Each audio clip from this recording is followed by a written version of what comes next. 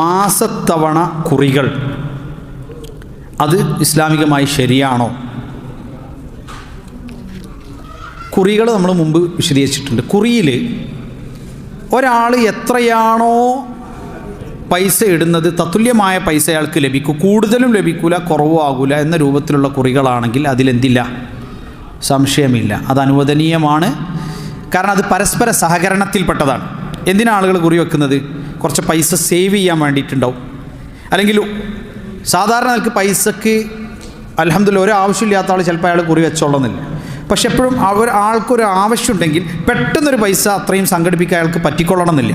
അപ്പോൾ മാസം മാസം പരസ്പരം അവർ ചേർന്നിട്ടൊരു സംഖ്യ ഇട്ടാൽ എന്തെങ്കിലും ഒരു കാര്യം ചെയ്യാൻ പറ്റിയ രൂപത്തിൽ ഒരു തുക അയാൾക്ക് കിട്ടും. അതേസമയം ബാക്കി അയാൾക്ക് മാസം മാസം അതിലേക്ക് അടച്ചു കൊടുത്താൽ മതി. ഇത്തരത്തിലുള്ള കുറികൾ വതആവനു അലൽ ബിർരി വത്തഖ്വ വലാ തആവനു അലൽ ഇസ്മി വൽ ഉദ്വാൻ, നിങ്ങൾ പരസ്പരം നല്ല കാര്യങ്ങളിൽ എന്ത് ചെയ്യുക, സഹകരിക്കുക എന്ന് പറഞ്ഞതിൻ്റെ അർത്ഥത്തിൽ വരുന്നതാണ്. കാരണം അവിടെ എന്താ ഉള്ളത്, ഓരോരുത്തരും ചേർന്ന് മറ്റൊരാളെ എന്ത് ചെയ്യുന്നു, സഹായിക്കുന്നു. അല്ലെങ്കിൽ പരസ്പരം അവർ ഓരോരുത്തരും അങ്ങോട്ടും ഇങ്ങോട്ടും സഹായിക്കുന്നൊരു സാഹചര്യം മാത്രമാണ് അതിൽ വരുന്നത്. അതിൽ നിഷിദ്ധം വരുന്നില്ല എന്നുള്ളതാണ് പണ്ഡിതന്മാർക്കിടയിൽ ചർച്ചയുണ്ടെങ്കിൽ കൂടി. കാരണം ഇത്തരം വിഷയങ്ങളൊക്കെ എത്രമാത്രം സൂക്ഷ്മത അതിൽ പുലർത്തുന്നുണ്ട് എന്നുള്ളതാണ്. ഇനി ഇതിൽ വരുന്നൊരു സംഗതി എന്താ വെച്ചാൽ, ഈ കുറി നടത്തുന്ന ആൾക്ക് അതിൽ നിന്ന് പങ്കെടുക്കാൻ പറ്റുമോ?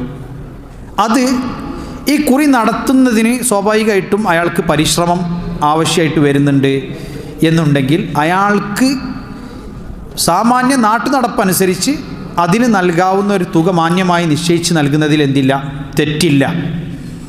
എന്നാൽ ഈ കുറിക്ക് എന്തെങ്കിലും സംഭവിച്ചാൽ അതിൻ്റെ പൂർണ്ണ ഉത്തരവാദിത്വം അയാൾക്കാണ്, അല്ലെങ്കിൽ അയാളാണ് അതിന് ഗ്യാരണ്ടി നിൽക്കേണ്ടത് എന്ന അർത്ഥത്തിൽ അയാൾക്കൊരു തുക കൊടുക്കാൻ പാടില്ല.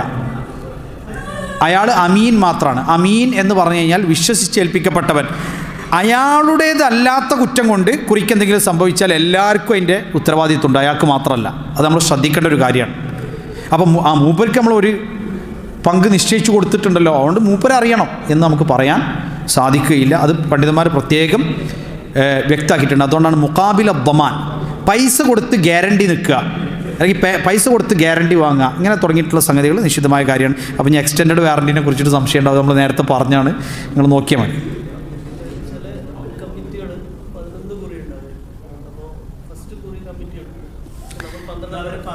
അതായത് ഇപ്പം മുമ്പ് നമ്മൾ പറഞ്ഞതാണത്. ഇപ്പോൾ പള്ളികളോ മറ്റോ ഒക്കെ ഇങ്ങനെ കുറി വെക്കുമ്പോൾ അതിൽ നിന്ന് ഒരു കുറി കമ്മിറ്റിയിലേക്ക് പോകുന്നു, അത് കമ്മിറ്റികൾ എടുക്കുന്നു.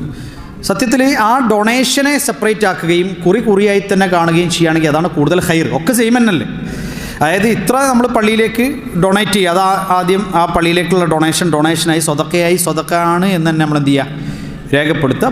ബാക്കി പിന്നെ അവിടുന്ന് കുറി കാര്യങ്ങൾ എന്ത് ചെയ്യുക, നടപ്പിലാക്കുക എന്ന് ചെയ്യുകയാണെങ്കിൽ അതായിരിക്കും കൂടുതൽ ഹൈർ. എന്നാൽ പിന്നെ ഈ സംശയത്തിൻ്റെ ഒന്നും പ്രശ്നം ഇതിൽ വരുന്നില്ല. എല്ലാം ഔട്ട്കം റിസൾട്ടൊക്കെ സെയിം തന്നെയാണ്. അപ്പോൾ അതിൽ നമ്മൾ സ്വാഭാവികമായിട്ടും ആ ഡൊണേഷൻസ് ആദ്യം അത് ഡൊണേഷൻ, അത് സ്വതക്ക, അത് നമ്മൾ കുറിയായിട്ട് കൂട്ടിക്കെട്ടാതിരിക്കുന്നതാണ് നല്ലത്. അത് നമ്മളങ്ങനെ പറയണ്ട, അത് ഡൊണേഷൻ തന്നെ പറയാം.